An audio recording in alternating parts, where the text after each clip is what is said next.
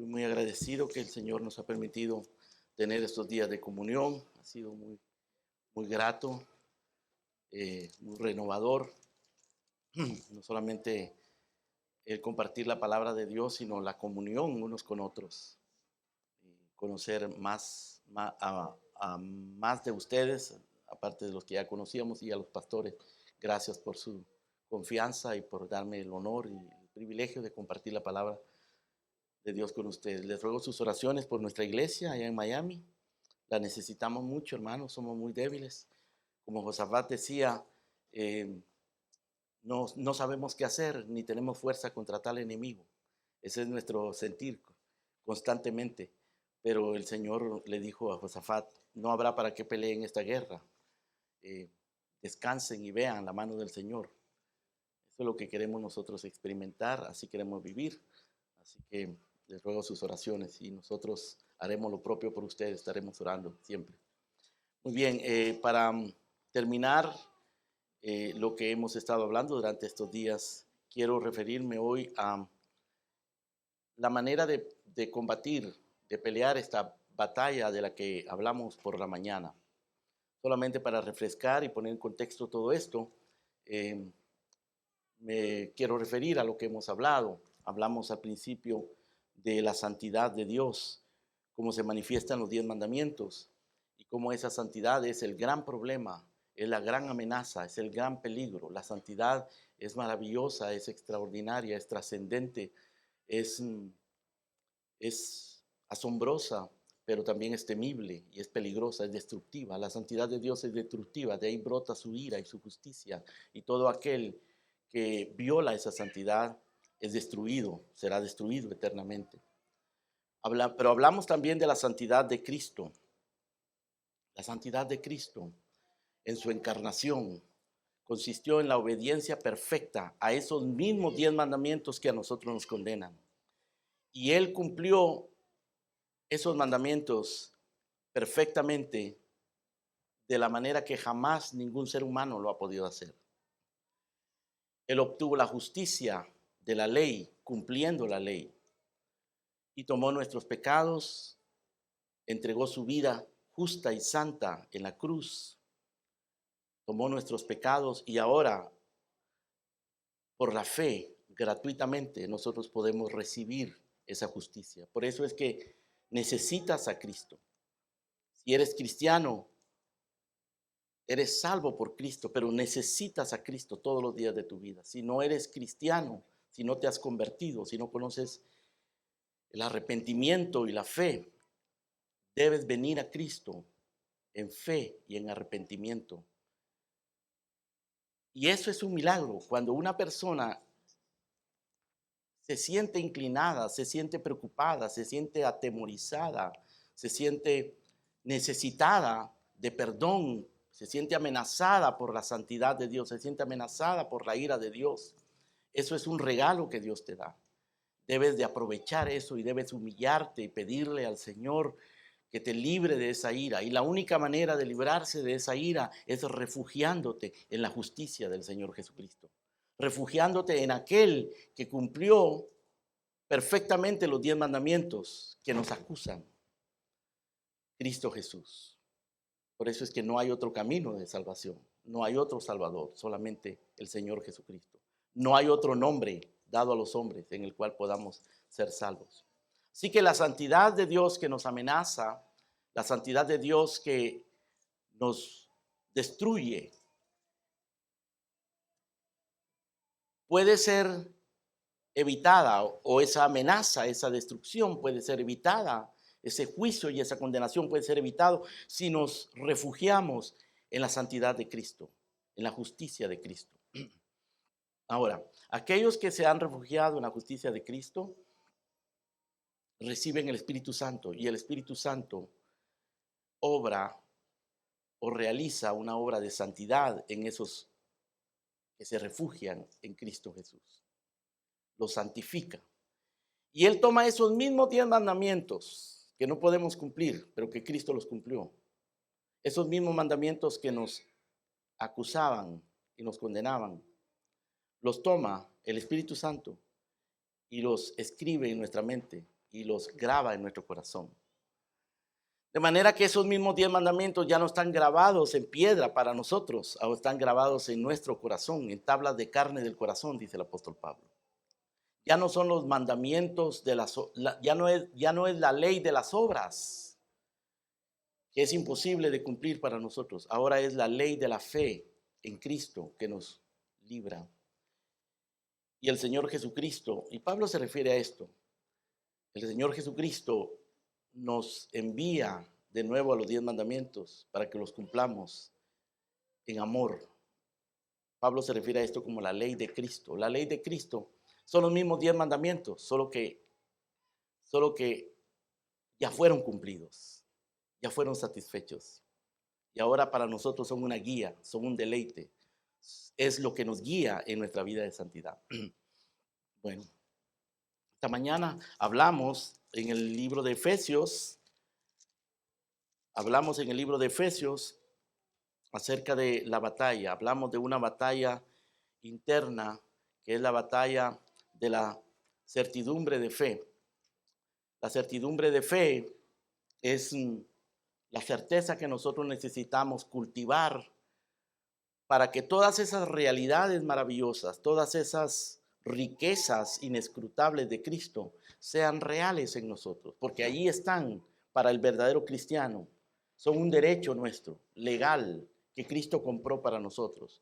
Pero la pregunta es, aunque son reales y aunque Dios nos ha posicionado como poseedores de esas realidades, en nuestra vida cotidiana, en nuestra vida real, en nuestra condición humana, nosotros tenemos que cultivar esa realidad para vivirlas, para tener esa convicción y que no vivamos, como lo decíamos esta mañana, como poca fe, el personaje del progreso del peregrino. Poca fe fue asaltado por cobardía, por culpa y por esos maleantes que lo destruyeron, le quitaron, le robaron, o más bien que le robaron todo su dinero para el camino, y se quedó solamente con el certificado para entrar al cielo y unas pocas monedas sueltas, y en todo el camino iba con lamento. No queremos caminar nuestra vida cristiana, hermano, lamentando en mediocridad, sin dar fruto, lamentándonos y quejándonos. Queremos caminar en plenitud, en certeza de fe. Necesitamos pelear por eso, necesitamos pelear también para caminar dignamente conforme a la vocación que hemos sido llamados.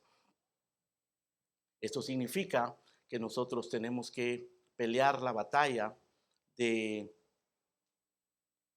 conducirnos como es digno del Evangelio, pero también tenemos que pelear la batalla espiritual, porque Satanás acecha principados, potestades, gobernadores de las tinieblas de este mundo, malicias espirituales en los aires, dice Pablo. Muy bien, lo que vamos a considerar en los minutos que nos quedan, hermanos, es cómo vamos a pelear esta batalla. Y yo quiero referirme a estas tres mismas áreas de batalla. La de la certidumbre de fe, la de la certeza de nuestra fe. ¿Cómo adquirir nosotros certeza de fe? ¿Cómo pelear contra la ignorancia y contra la apostasía, contra la poca fe? Vamos a hablar sobre cómo pelear también contra el pecado que todavía reside en nuestros cuerpos, cómo pelear contra Satanás. En primer lugar, nos vamos a referir a la batalla para obtener certidumbre de fe. Eso requiere, de acuerdo a lo que vamos a considerar aquí en Efesios, instrucción y oración. Pablo escribió Efesios y también Gálatas y Filipenses y Colosenses y Tesalonicenses y Corintios y Romanos y Hebreos, si es que lo escribió él. O sea, todas las cartas, hermanos, son para nuestra instrucción. Y esa es la manera de pelear la batalla para nosotros obtener certidumbre. Tenemos que conocer lo que tenemos. Es más, tenemos que conocer lo que conocemos mejor de lo que lo conocemos. Tenemos que seguir creciendo en entendimiento. Y precisamente para eso es que están escritas todas estas cartas. Todo lo que está escrito es para nuestra instrucción. La palabra de Dios es viva y eficaz. La palabra de Dios es inspirada y es útil para instruir. Necesitamos esta palabra. Necesitamos conocer nuestras Biblias. Necesitamos conocer lo que Dios ha dicho. Necesitamos ser bíblicos. Necesitamos la instrucción. Por eso es que todas las cartas de Pablo, hermanos, son teológicas, pero es una teología pastoral, es decir, su espíritu es pastoral, no es simplemente un discurso sobre un tema abstracto. Pablo no está tratando de desplegar su conocimiento. Cuando, por ejemplo, en el libro de Efesios capítulo 1, él habla de esos temas profundos de la elección, la predestinación, la adopción, la redención, el perdón de los pecados, la soberanía de Dios. Todo eso que Pablo habla en Efesios capítulo 1 no es un discurso teológico, es una instrucción pastoral y está expresada en un espíritu de adoración. Noten ustedes cómo Pablo comienza a hablar de estas cosas tan profundas en el verso 3 del capítulo 1 de Efesios. Él dice: bendito sea el Dios y Padre de nuestro Señor Jesucristo, que nos bendijo con toda bendición espiritual. Pero notan ustedes que él comienza con adoración. Bendito sea el Dios y Padre de nuestro Señor Jesucristo. Y entonces él comienza a explicar todo su tema. Pero lo hace con asombro, con admiración, con adoración, bendiciendo a Dios por eso. Y nosotros tenemos que ser instruidos en ese espíritu de adoración, en ese espíritu de admiración, en ese espíritu de alabanza, de gratitud a Dios. Nosotros no somos llamados a ser teólogos cerebrales.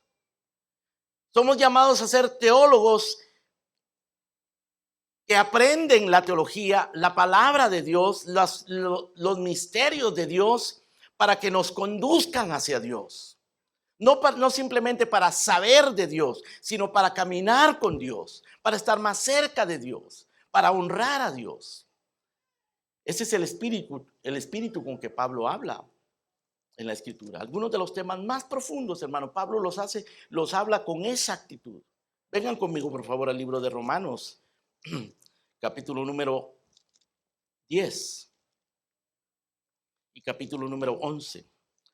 Ustedes saben, Romanos también es un libro altamente teológico, y especialmente el capítulo 10 y sobre todo el capítulo 11, capítulo 10 y el capítulo 11 son capítulo 9 más bien, capítulo 9 y capítulo 10. Capítulo 9 y capítulo 10 son dos de los capítulos, especialmente el capítulo 9, son dos de los capítulos más profundos teológicamente. El capítulo 9 es un capítulo lleno de grandes, o más bien que ha provocado grandes controversias. Pero noten ustedes cómo comienza Pablo hablando de la elección, de la soberanía, del amor, de la elección soberana de Dios. Dice en el capítulo 9, verso 1, verdad digo en Cristo, no miento, y mi conciencia me da testimonio en el Espíritu Santo que tengo gran tristeza y continuo dolor en mi corazón, porque deseara yo mismo ser anatema, separado de Cristo, por amor a mis hermanos, los que son mis parientes, según la carne. ¿Notaron ustedes el espíritu con el que Pablo está hablando acá? Él dice que tiene gran tristeza y dolor continuo. Así lo dice en el verso 2. Gran tristeza y dolor continuo en mi corazón. Eso le hace a él decir que deseara ser separado de Cristo por sus hermanos según la carne. Se refiere a los israelitas. E inmediatamente él comienza, hermanos, a explicar el misterio de la elección. El capítulo 9 es ese capítulo que dice: a Jacob amé, mas a Esaú aborrecí. Es donde Pablo dice: tendré misericordia del que yo tenga misericordia y me compadeceré del que yo me compadezca. No depende del que quiere, no depende del que corre, sino de Dios que tiene misericordia. Pablo está hablando de una teología profunda, una teología que contradice la lógica humana y que humilla la lógica humana. Esto es causa de grandes controversias. Hay personas, hermanos, que aborrecen este capítulo y lo tuercen para no darle el sentido verdadero. Porque Pablo está hablando aquí de cosas sumamente profundas respecto al carácter de Dios, a los actos soberanos de Dios y a la salvación soberana que Él le otorga a los pecadores. Pero Él no lo está hablando como un teólogo ensimismado en sus pensamientos, sino lo está hablando con gran tristeza y profundo dolor en su corazón. Así es como Pablo hablaba de los temas. Así es como nosotros necesitamos ser instruidos. Necesitamos ser instruidos pastoralmente. Necesitamos pastores, hermano, que tengan ese corazón, ese espíritu. Amor, tristeza por los pecadores, adoración a Dios. Ven en el capítulo 10, por favor, de Romanos. Hermanos, ciertamente el anhelo de mi corazón y mi oración a Dios por Israel es para salvación, porque yo les doy testimonio de que tienen celo de Dios, pero no conforme a ciencia. Noten ustedes, él sigue hablando acá de cosas muy profundas, pero según el versículo 1, el anhelo de su corazón es que se salven los israelitas. Dice, el anhelo de mi corazón y mi oración a Dios es para salvación. Y luego él sigue hablando acerca de la salvación por gracia y cómo los judíos no han podido alcanzar la salvación porque han tratado de establecer su propia justicia y no han conocido la justicia de Cristo. Pero esto nos indica, hermanos, lo mismo que Efesios 1 nos indica, que Pablo cuando hablaba de estos temas lo hacía en espíritu de adoración, en espíritu de oración, con tristeza, lo hacía con un corazón pastoral, lo hacía para que esa doctrina, esas verdades se convirtieran en realidad en nuestra vida. Necesitamos ser instruidos de esa manera. Necesitamos conocer la Biblia, pero no por conocerla. Necesitamos un conocimiento, pero no puramente intelectual de la Biblia. Necesitamos un conocimiento que venga de un corazón quebrantado, juntamente con un corazón quebrantado. Esa es la manera de pelear la batalla. De esa manera obtenemos certidumbre. Ahora, regresemos a Efesios, por favor, hermanos. En Efesios, capítulo 1, verso 15. Después de Pablo haber explicado todo lo relativo a la elección y a esa obra soberana de Dios para salvar a los pecadores, después de que él escuchó que los efesios creyeron eso, Pablo dice en el verso 15, Efesios 1, por esta causa, ¿qué causa? Por lo que Dios hizo, por lo que Dios decretó y porque el hecho de que los efesios creyeron eso. Él dice, por esta causa, yo, habiendo oído de vuestra fe en el Señor Jesús y de vuestro amor para con todos los santos, no ceso de dar gracias por vosotros, haciendo memoria de vosotros en mis oraciones.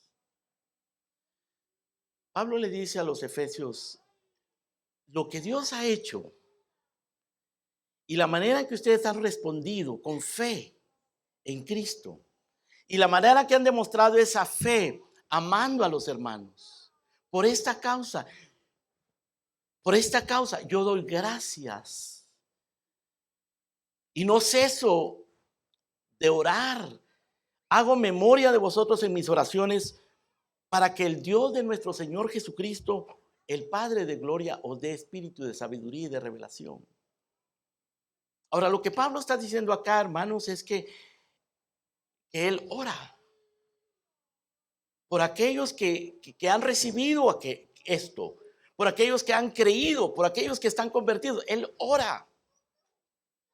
Y esta, hermanos, es una de dos oraciones que aparecen en el libro de Efesios. En realidad no son oraciones, sino que más bien es una alusión. Pablo hace mención de las oraciones que él hace por los hermanos. Pero esto que estamos leyendo acá es una de esas menciones. Pablo menciona el hecho de que él ora por los hermanos, porque esta batalla se pelea con oración. Necesitamos orar. necesitamos orar los unos por los otros. Necesitamos orar por nosotros mismos. Necesitamos orar por nuestros hermanos, por los inconversos, por la iglesia, por nuestros pastores. Necesitamos orar por los creyentes. Así como necesitamos instrucción, una instrucción pastoral, una instrucción espiritual, necesitamos oración. Vengan conmigo al capítulo 3, por favor. Verso 14. Pablo dice: por esta causa doblo mis rodillas ante el Padre de nuestro Señor Jesucristo. Noten ustedes esa frase, por esta causa. O sea que lo que Pablo está diciendo aquí está conectado a lo que dijo anteriormente. ¿Y qué es lo que dijo anteriormente? Bueno, está hablando de las inescrutables riquezas de Cristo. Y está hablando, sigue hablando y explicando lo que Dios ha hecho por nosotros. Y él dice: por esta causa doblo mis rodillas ante el Padre de nuestro Señor Jesucristo, de quien toma nombre toda familia en los cielos y en la tierra, para que os dé, conforme a las riquezas de su gloria, ser fortalecidos con poder en el hombre interior por su espíritu, para que habite Cristo por la fe en vuestros corazones, a fin de que, arraigados y cimentados en amor, seáis plenamente capaces de comprender con todos los santos cuál sea la anchura, la longitud, la profundidad y la altura, y conocer el amor de Cristo, que excede todo conocimiento, para que seáis llenos de toda la plenitud de Dios. Pablo nos está explicando lo que él ora, cómo él ora, qué es lo que él pide. Pero nos dice que él pide esto por esta causa, por causa de lo que Dios ha hecho, de lo que Dios nos ha dado. Y lo que Pablo está haciendo aquí, hermanos, es peleando una batalla de oración. Necesitamos pelear esta batalla con instrucción y con oración. Con ignorancia no se puede ganar la batalla de la certidumbre de la fe. No podemos tener certidumbre, no podemos tener seguridad, no podemos tener crecimiento, no podemos nosotros estar arraigados y cimentados sin conocimiento y sin oración. Y ese conocimiento no puede ser ni debe ser un conocimiento puramente cerebral, intelectual. Hay gente que es muy curiosa intelectualmente. Hoy día es lamentable, hermanos, que por un lado es una bendición que las doctrinas reformadas, las doctrinas de la gracia estén siendo conocidas, pero es muy lamentable que muchos, simplemente por el estímulo intelectual que les provoca el calvinismo, se entusiasman por las doctrinas calvinistas, pero no pasan de ahí. Se quedan simplemente en el entusiasmo y se convierten en fanáticos del calvinismo.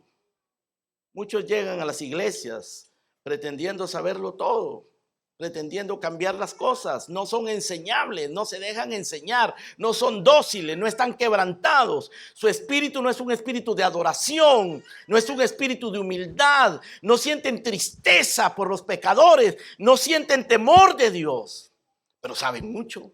Se conocen todos los libros, todos los autores, todos los predicadores, todas las confesiones, toda la historia, pero no les sirve de mucho. Necesitamos instrucción, necesitamos oración, necesitamos pelear la batalla de la certidumbre de nuestra fe. Pedro dice que nosotros debemos hacer firme nuestra elección y vocación. Debemos hacer firme nuestra elección, es decir, debemos de solidificar nuestra fe, ser cristianos más maduros, ser cristianos más entendidos, ser cristianos más convencidos, convictos de esas realidades que Dios nos ha dado, pero en este espíritu, en un espíritu de adoración, de gratitud, de quebrantamiento y de oración. Necesitamos instrucción y oración para fortalecer nuestra certidumbre de fe. Ahora, en segundo lugar, hablamos esta mañana de la batalla para caminar dignamente conforme a la vocación a la que hemos sido llamados. Vengan conmigo por favor a Efesios capítulo 4, verso 1. Pablo dice: yo pues preso en el Señor os ruego que andéis como es digno de la vocación con que fuisteis llamados. Ahora, noten ustedes que aquí Pablo está hablando de una vocación. Y hemos sido llamados, dice Pablo, a una vocación. Pero Pablo está rogando que caminemos como es digno de esa vocación. Una vocación es una inclinación. Y Dios nos ha dado a los creyentes, por la regeneración, por esa nueva naturaleza que Él ha puesto en nosotros, por esa unión con Cristo, nos da la vocación, nos da la inclinación, los anhelos, los deseos de caminar con Él, de cumplir su voluntad. Y nos da su nombre, pone su nombre sobre nosotros. Ahora Pablo dice: os ruego que andéis como es digno de esa vocación. En otras palabras, tenemos que cultivar no solamente la certidumbre de fe, pero tenemos que cultivar también nuestra manera de andar, es decir, nuestra conducta. Tenemos que vigilar nuestra conducta. Y Pablo aquí habla de cómo conducirnos en la iglesia, de cómo conducirnos en nuestra vida cotidiana, de cómo conducirnos en el matrimonio, de cómo conducirnos como padres, cómo conducirnos como empleados, cómo conducirnos en todas las áreas de nuestra vida, en la sociedad, con los inconversos, etc. Pablo da muchas instrucciones, capítulo 4, capítulo 5, capítulo 6, son capítulos muy prácticos, donde Pablo da consejos prácticos, aplicaciones de la doctrina, para que nosotros caminemos dignamente, para que nuestro testimonio sea un testimonio que honre nuestra fe, que adorne nuestra fe, que honre al Señor, que represente bien nuestra iglesia. Y cuando la gente escuche que tú eres miembro de la Iglesia Bautista Reformada de los Lagos, diga: quiero ir a esa iglesia. Que no digan: parece que en esa iglesia son hipócritas,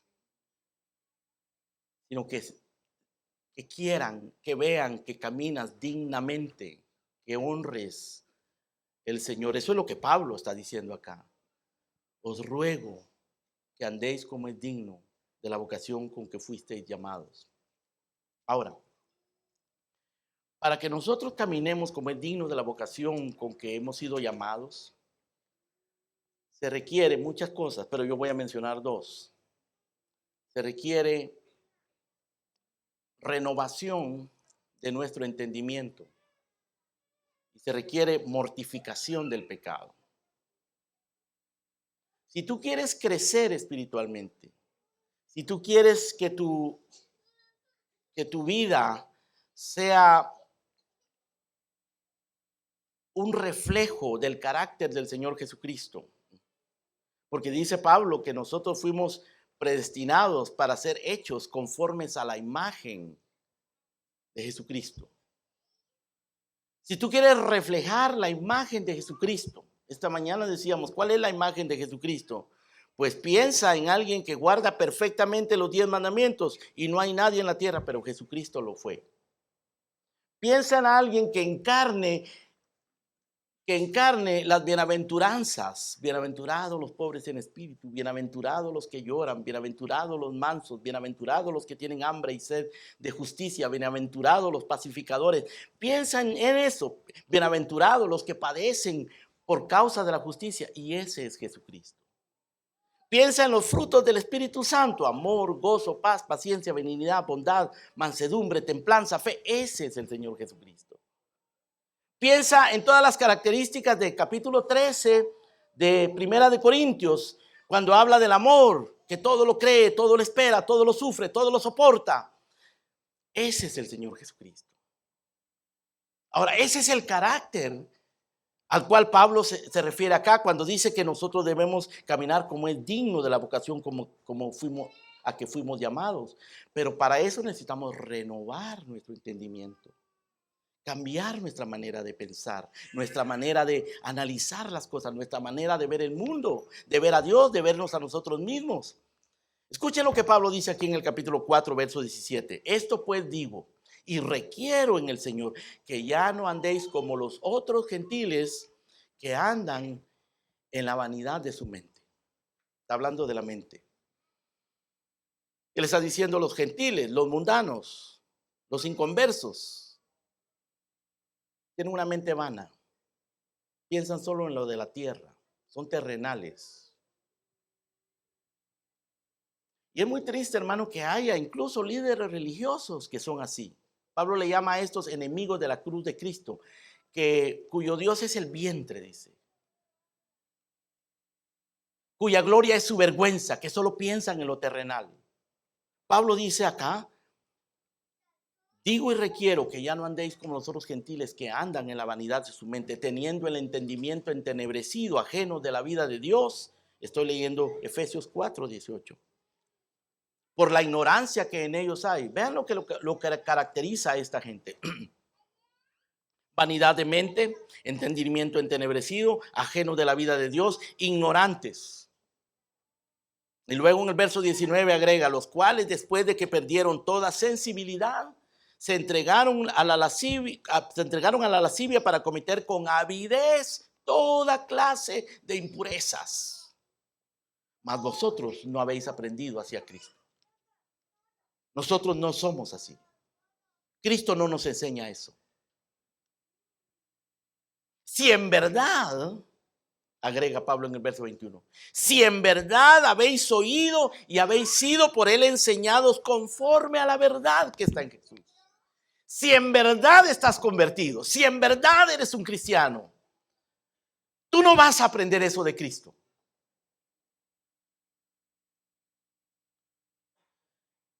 Y luego agrega en el verso 22, en cuanto a la pasada manera de vivir, despojaos del viejo hombre que está viciado conforme a los deseos engañosos y renovaos en el espíritu de vuestra mente. Por un lado está diciendo, ya no andéis como los otros que andan en la vanidad de su mente. Por el otro lado dice, renovaos en el espíritu de vuestra mente. Pero es algo que nosotros tenemos que hacer deliberadamente, intencionalmente, esforzadamente, renovar nuestro entendimiento. Por eso es saludable, hermano, conferencias como estas, porque renuevan nuestro entendimiento. Por eso es saludable. El día del Señor, el Señor nos ha regalado ese regalo maravilloso del día del Señor. Eso es algo, hermano, genial, maravilloso. El día del Señor, que nosotros trabajemos y nos ocupemos de nuestras obras 6 días, porque tenemos responsabilidades que cumplir, ¿no?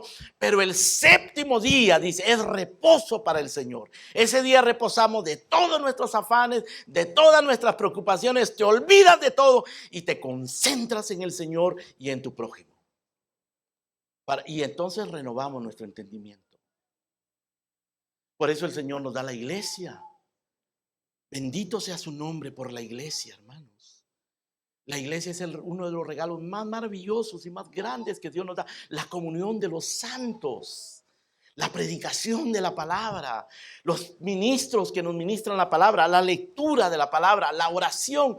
Todo eso renueva nuestro entendimiento. Meditar en las obras de Dios, eso renueva nuestro entendimiento. Y Pablo dice, renovaos en el espíritu de vuestra mente. En Romanos capítulo 12, Pablo dice, no os conforméis a este mundo, sino transformaos por medio de la renovación de vuestro entendimiento. Transformaos. Cuando dice transformaos, hermano, está indicando que es algo que nosotros tenemos que hacer. Esto depende de nosotros. La salvación es monergística. Monergística quiere decir que solamente una fuerza actúa allí. En la salvación, solo la fuerza de Dios es lo que actúa. Porque nosotros no nos podemos salvar a nosotros mismos. Pero el proceso de santificación requiere que nosotros nos esforcemos. Requiere que nosotros hagamos un esfuerzo, que nosotros nos transformemos a nosotros mismos por medio de la renovación de nuestro entendimiento. Ahora, claro, cuando yo digo que nos transformemos a nosotros mismos, no quiere decir que es nuestra propia fuerza, pero sí es nuestro propio esfuerzo. Tenemos que esforzarnos, ser diligentes, ser disciplinados.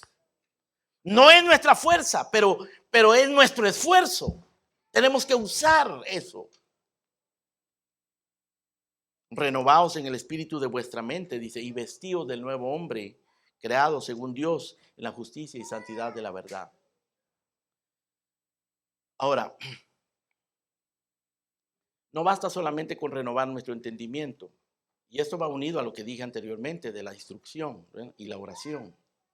La renovación es algo más que simplemente conocer. La renovación es digerir eso que hemos aprendido y que se encarne en nosotros, que haga efecto en nosotros, que se convierta en nuestra manera de ver la vida, en nuestra manera de pensar, en nuestra manera de vivir, y que vaya moldeando no solo nuestra manera de pensar, pero nuestros afectos, nuestras emociones, nuestras decisiones, nuestra voluntad. Transformaos en el espíritu de vuestra mente, renovaos en el espíritu de vuestra mente. Eso quiere decir. Pero eso, hermanos, tiene que ir acompañado también de un acto deliberado de mortificación. Mortificación.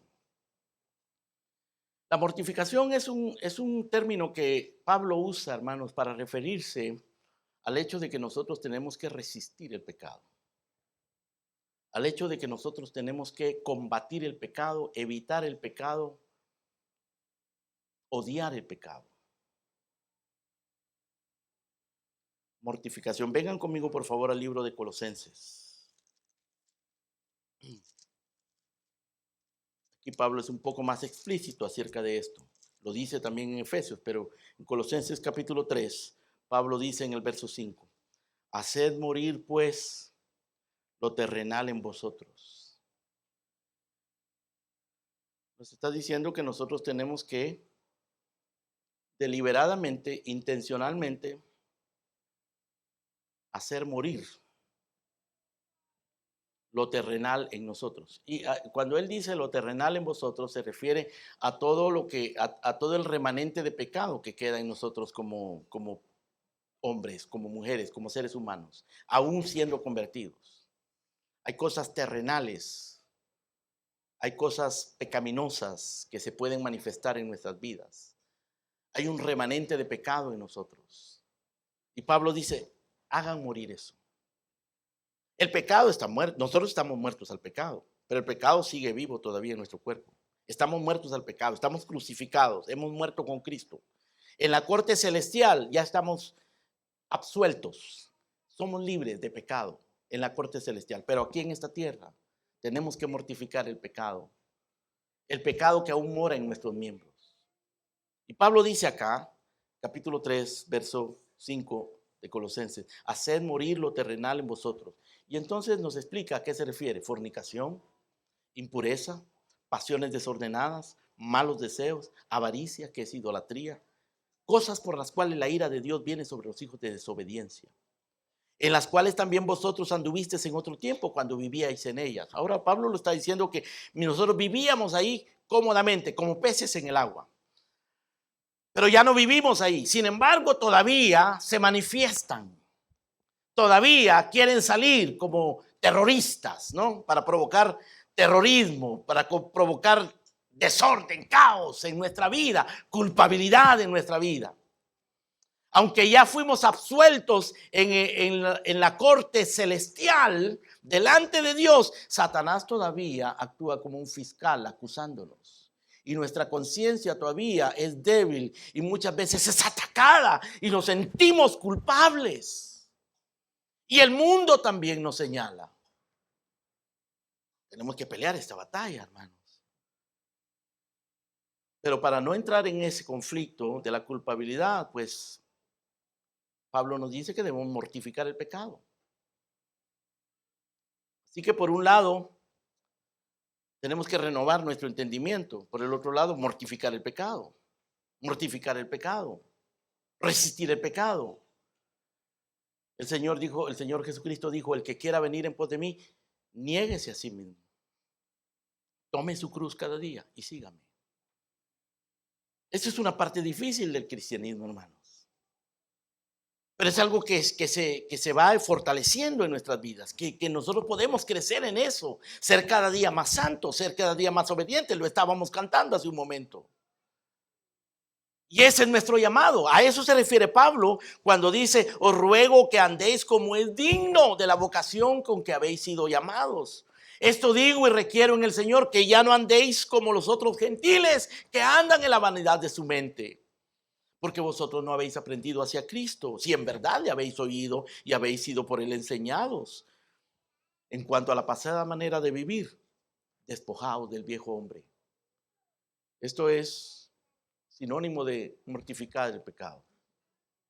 Despojaos del viejo hombre que está viciado conforme a los deseos engañosos.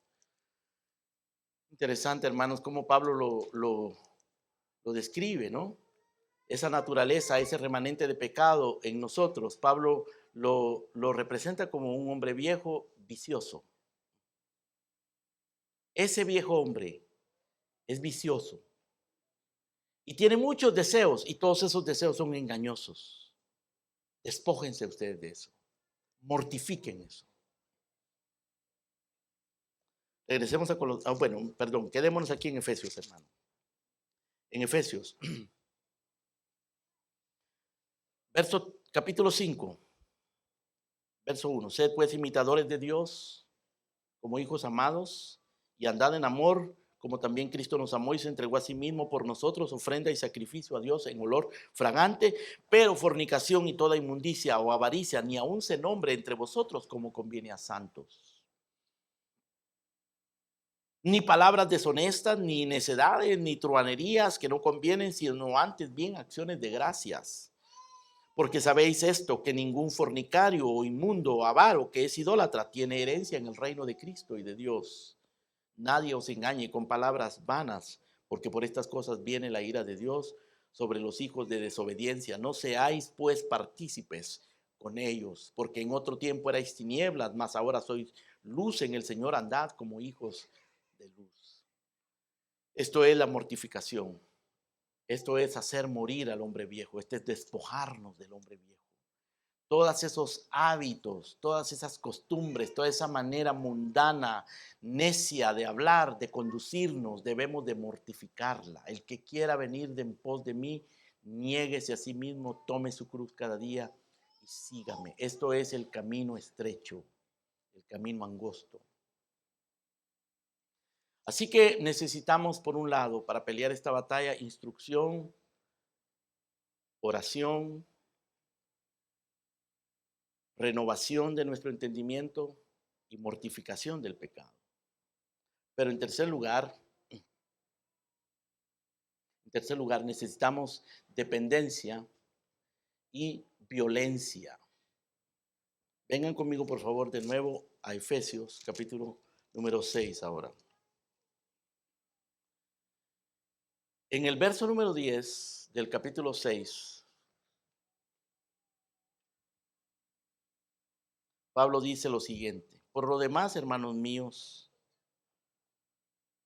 noten ustedes, hermanos, cuando Pablo dice por lo demás, está diciendo, aparte de todo lo que ya les he estado diciendo, a causa de todo lo que les he estado diciendo, fortaleceos en el Señor y en el poder de su fuerza. Esto es dependencia. O sea que Pablo nos está diciendo, no dependan de su fuerza. Esta es una batalla demasiado violenta, grande, para que ustedes la peleen con su fuerza.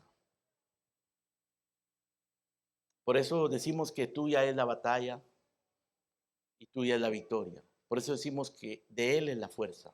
Por eso es que el Señor nos enseñó a orar, porque tuyo es el reino, el poder y la gloria. El reino que buscamos le pertenece a Él. El objetivo que buscamos es de Él.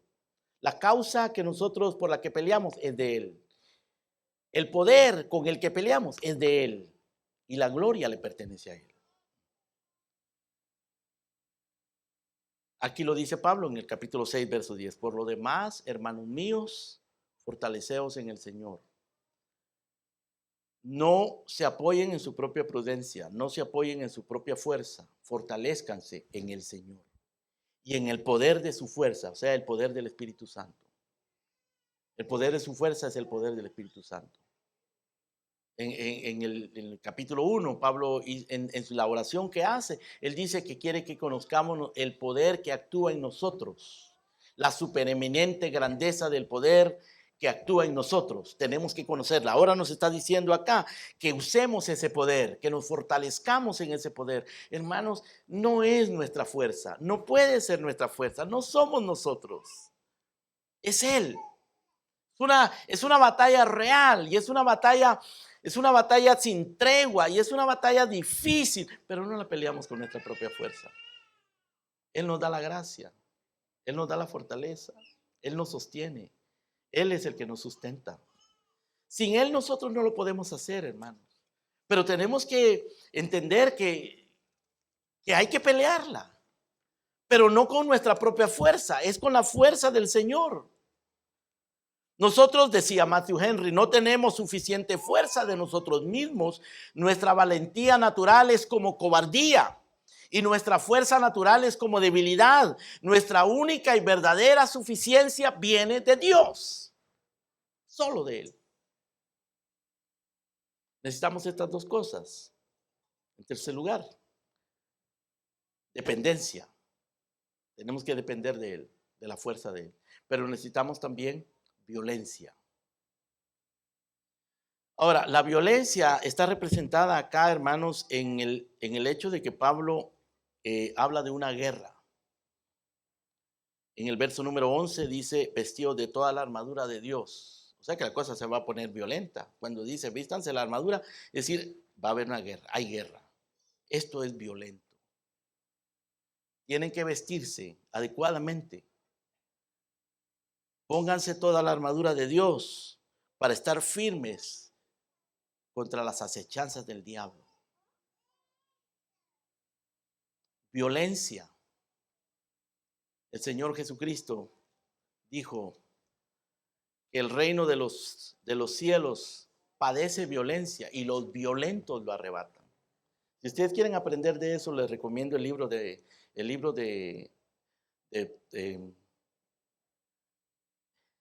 ahora se los digo. Pero el libro se llama Tomando el cielo con violencia. Este autor, se me escapa ahora el nombre, porque no lo tengo anotado acá.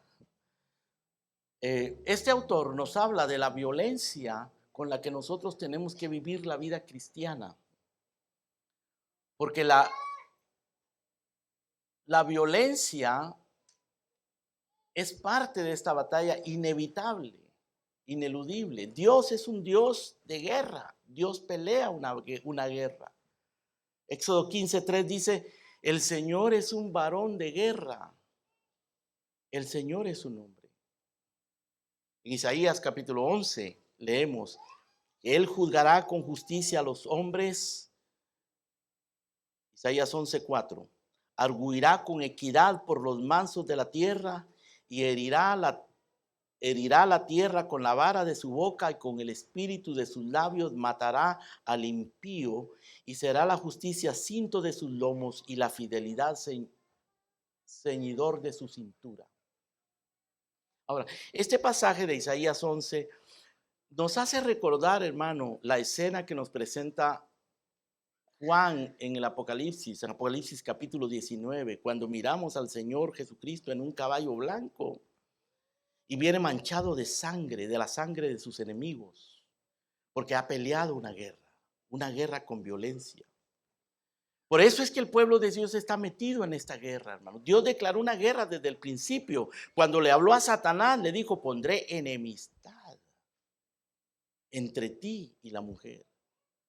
Dios es el que habló de violencia. Dios habló de enemistad. En Génesis 3:15, pondré enemistad entre ti y la mujer, y entre tu simiente y la simiente suya.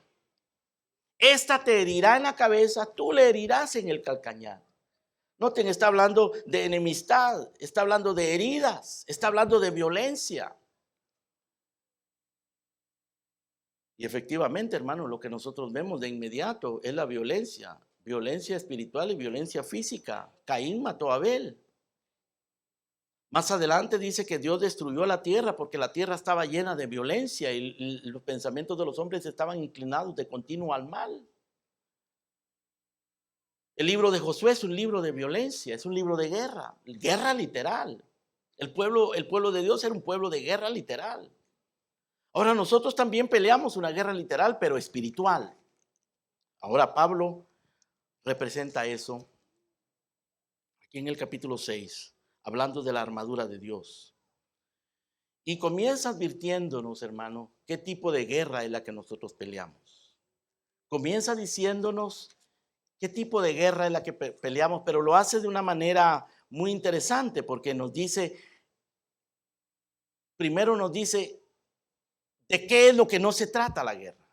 En el verso número 12 dice, porque no tenemos lucha contra sangre, sino contra principados, contra potestades, contra los gobernadores de las tinieblas de este siglo, contra huestes espirituales de maldad en las regiones celestes. Noten ustedes que comienza explicándonos de qué no se trata esta guerra. Él dice, no es guerra contra carne y sangre. No es una guerra humana, no es contra nuestro prójimo ni contra nuestro enemigo, pero es una guerra real, es una guerra violenta, es una guerra de amor. Pero el amor tiene que ser violento, hermanos. Porque el amor se trata de amar, ¿no? Pero dice también que se trata de aborrecer. El amor se trata de aborrecer lo malo. Vengan conmigo, por favor, al libro de Romanos capítulo 12.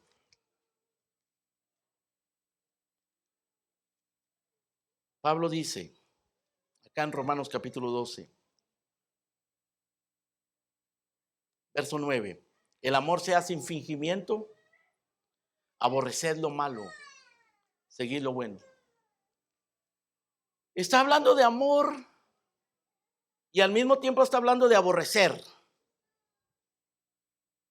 Parece incompatible, pero no, eso es lo bíblico. El verdadero amor aborrece.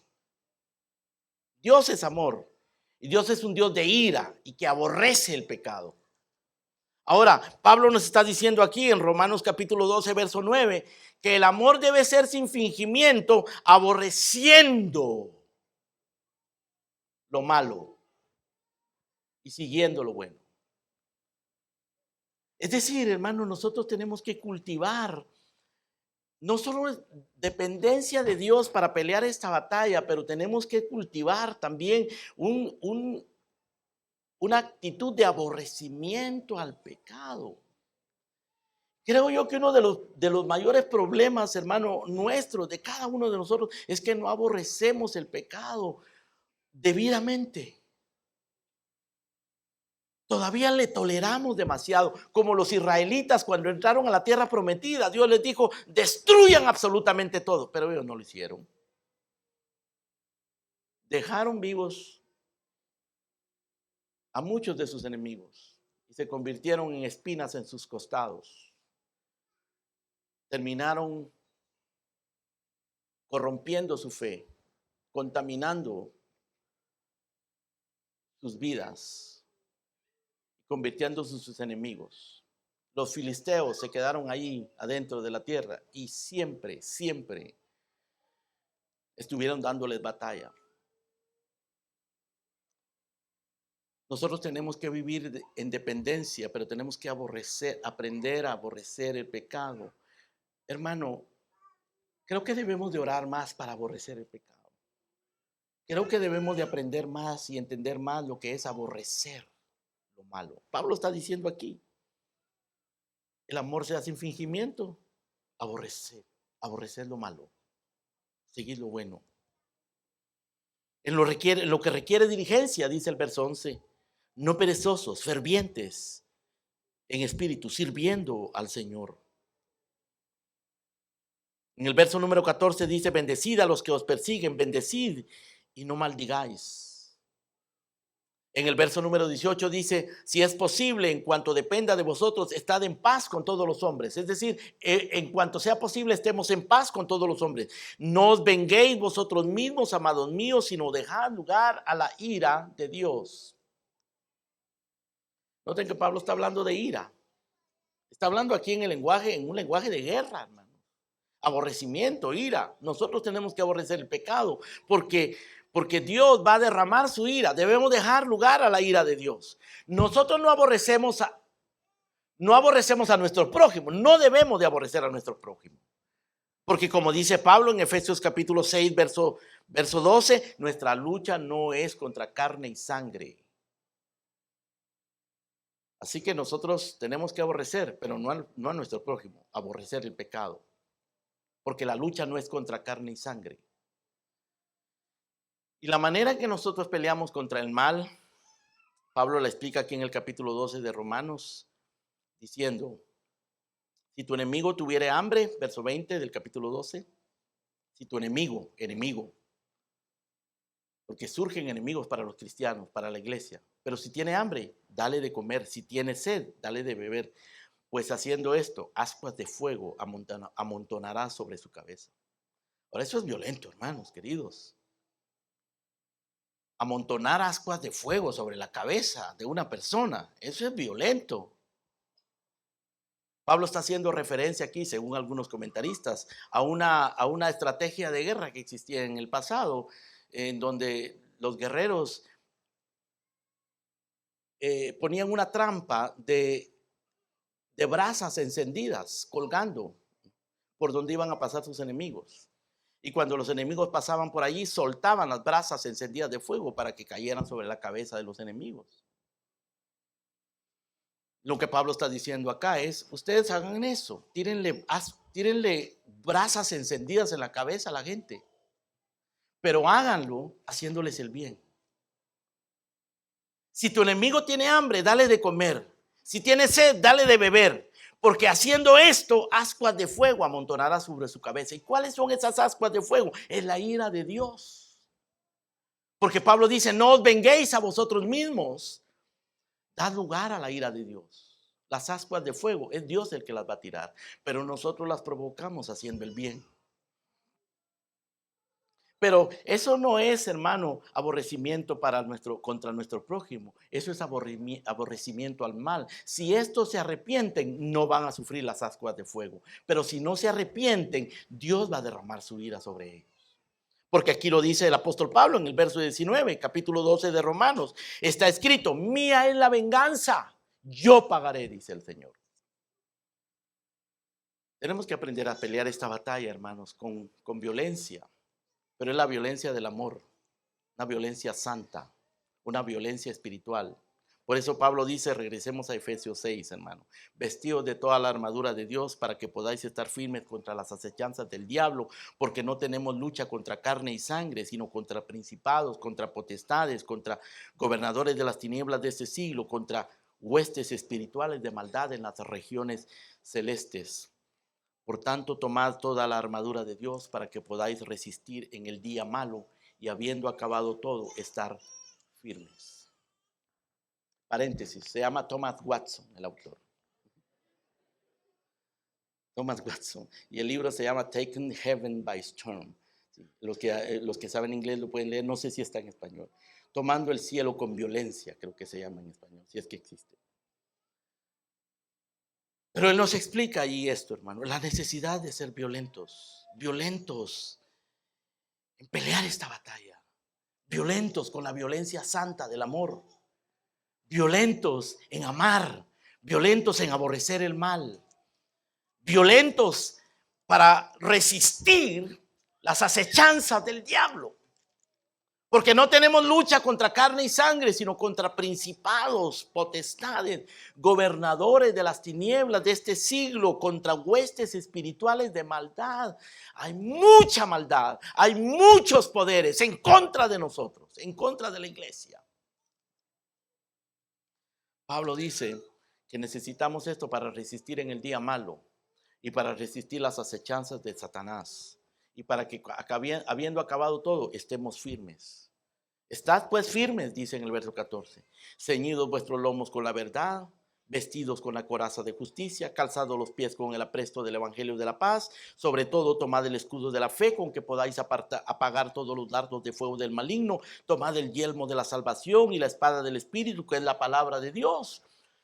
Hermanos, y cuando analizamos todo esto, cuando analizamos la verdad, la justicia, el evangelio, la fe, la salvación, la palabra de Dios, todo esto, hermano, lo podemos condensar en la persona del Señor Jesucristo. Él es todo eso para nosotros. Jesucristo es nuestra verdad, nuestra justicia. Él es el evangelio. Él es el autor y consumador de nuestra fe. Él es el autor de nuestra salvación. Él es la palabra encarnada. Y Pablo dice que nos debemos vestir para pelear esta batalla, vestirnos de Cristo, vestirnos de todas estas realidades y así pelear esta batalla. Y en el verso número 18 agrega de nuevo la oración. Recuerdan que Pablo nos habla en el capítulo 1 de que oraba, en el capítulo 3 de que oraba, y ahora nos exhorta a orar. En el verso 18 dice, orando en todo tiempo con toda oración y súplica en el Espíritu, y velando en ello con toda perseverancia y súplica por todos los santos. En todo tiempo, con toda oración y súplica, con toda perseverancia por todos los santos. Es un énfasis bien deliberado, hermano. La oración es importante, como lo mencionamos anteriormente. La oración es una manifestación de nuestra dependencia. Y la oración nos permite a nosotros y nos enseña, nos da un espíritu de violencia, violencia santa. Y luego en el verso 19 Pablo agrega, y por mí pido oración. Uno esperaría que dijera por mí para que salga de la cárcel y deje de estar sufriendo, pero no dice eso. Dice por mí, a fin de que al abrir mi boca me sea dada palabra para dar a conocer con denuedo el misterio del evangelio, por el cual soy embajador en cadenas, que con denuedo hable de él como debo hablar. Aquí Pablo está refiriéndose, hermano, a la predicación del evangelio. Esta es una manera de pelear la batalla. Esta guerra se pelea con violencia, predicando con violencia santa, predicando con denuedo. Denuedo es con ánimo, con energía espiritual. Pablo dice que hable de él con denuedo, pero que hable como debo hablar, de una manera clara, de una manera penetrante, exacta, edificante. Oren para que yo como predicador pueda expresar esta palabra, para que al abrir mi boca me sea dada palabra, para dar a conocer con denuedo el misterio del evangelio. Eso es parte de la batalla. Hermanos, la iglesia debe ser violenta. La Biblia dice que las puertas del infierno no prevalecerán contra la iglesia. Eso quiere decir que la iglesia es violenta, hermano, debe ser violenta. Quiere decir, ese verso no quiere decir que las puertas del infierno nos atacan a nosotros. Lo que quiere decir es que la iglesia ataca las puertas del infierno. Es decir, la iglesia ataca al infierno y el infierno no prevalecerá contra la iglesia. ¿Cómo atacamos al infierno, hermano? Lo atacamos peleando esta batalla. Yo mencioné tres maneras, dobles, mencioné 6 en realidad, pero son 3 dobles. Primero, instrucción y oración. Segundo, renovación de nuestra mente y mortificación del pecado. Tercero, dependencia y violencia. Porque la iglesia debe ser violenta en la predicación del evangelio. Debe ser violenta en la oración, debe de ser violenta en el amor, debe de ser violenta en el uso de los medios de gracia. Oh, que Dios nos dé esa violencia, hermanos, santa, pero que lo hagamos en dependencia. Por eso Pablo dice, fortaleceos en el Señor, porque esto es violento. Esto requiere mucha energía, mucha fuerza. Ustedes no pueden con su propia fuerza. Fortaleceos en el Señor. Háganlo dependiendo de Él, en la potencia de su fortaleza.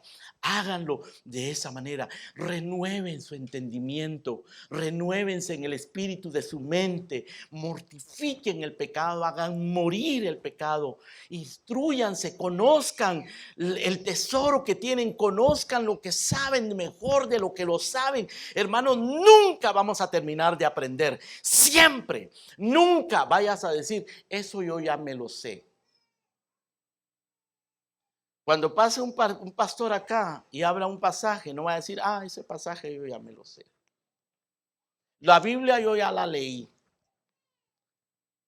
Hermanos, nunca vamos a saber con plenitud, nunca vamos a conocer, a terminar de conocer aquí lo que necesitamos conocer. Necesitamos seguir aprendiendo. Necesitamos, como dice el Salmo 90, que el Señor nos dé un corazón para que nosotros sigamos aprendiendo cada día más sabiduría. Y necesitamos oración. Que Dios nos dé esas cosas para pelear esta batalla. El Espíritu Santo nos está santificando. La obra santificadora del Espíritu obra en los verdaderos creyentes. Si en ti no hay esa inclinación santa, es que quizás no te has convertido. Y tienes que arrepentirte y venir al Señor Jesucristo. Porque si no, la violencia será contra ti. La violencia de la ira de Dios vendrá contra ti. La violencia de la justicia de los 10 mandamientos vendrá contra ti. Y serás condenado y serás destruido por la ira de Dios. Pero no tienes por qué ser destruido. No tienes por qué ser condenado. Si hay refugio, si hay salvación, si hay uno que cumplió los 10 mandamientos y que peleó esta batalla con violencia, porque obedeció perfectamente, con amor, con pasión, con compasión, con obediencia perfecta y absoluta, y que entregó su vida. Es extraordinario, hermanos, que en el libro de Apocalipsis, el libro de Apocalipsis se refiere a Cristo como el Cordero. Muchas veces, no recuerdo cuántas veces, pero muchas veces. Y ustedes no van a encontrar ningún libro en el Nuevo Testamento que hable de Cristo como el Cordero, como el Apocalipsis. Pablo no se refirió a Cristo como Cordero ni una sola vez. Pedro se refirió una vez a Cristo como el Cordero, pero Apocalipsis se refiere a Cristo como el Cordero, pero dice que este es un Cordero, que es un león. Ahora, Apocalipsis se refiere a Cristo como león una sola vez, y de ahí en adelante dice que este león es un Cordero. O sea que sus ataques tienen el efecto de un león. Pero él pelea como cordero. Dice, pelearán contra el cordero. No dice pelearán contra el león, pelearán contra el cordero. Y el cordero los vencerá. Porque él es Señor de señores y Rey de reyes. Y los que están con él son llamados, elegidos y fieles. Son guerreros también. Pero tenemos que pelear como corderos, hermano. Pero este es un cordero violento. Dice que los reyes, los capitanes de la tierra, los ricos, los pobres, todos los poderosos se escondían y decían, escondernos. Se metían debajo de las rocas y decían, escondernos de la ira del cordero, porque su ira se ha desatado. ¿Y quién podrá estar en pie? Un cordero violento. Nosotros debemos ser corderos violentos. Que Dios tenga misericordia, nos ayude y nos enseñe a pelear esta guerra para su gloria. Amén. Oremos. Padre nuestro, te damos gracias, Señor, por nuestro Señor Jesucristo, por su batalla, por su guerra victoriosa, una guerra de amor, una guerra de obediencia, una guerra de sufrimiento, de entrega total y absoluta.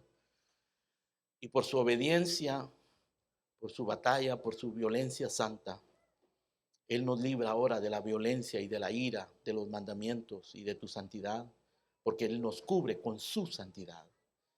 Y ahora tu Santo Espíritu, Señor, sigue obrando en nosotros esa obra santificadora que requiere que nosotros seamos instruidos, que seamos diligentes en la oración, que renovemos nuestro entendimiento, que mortifiquemos el pecado, que dependamos de ti y peleemos violentamente esta batalla. Señor, te lo pedimos, te rogamos estas cosas en el nombre precioso de Cristo Jesús. Amén.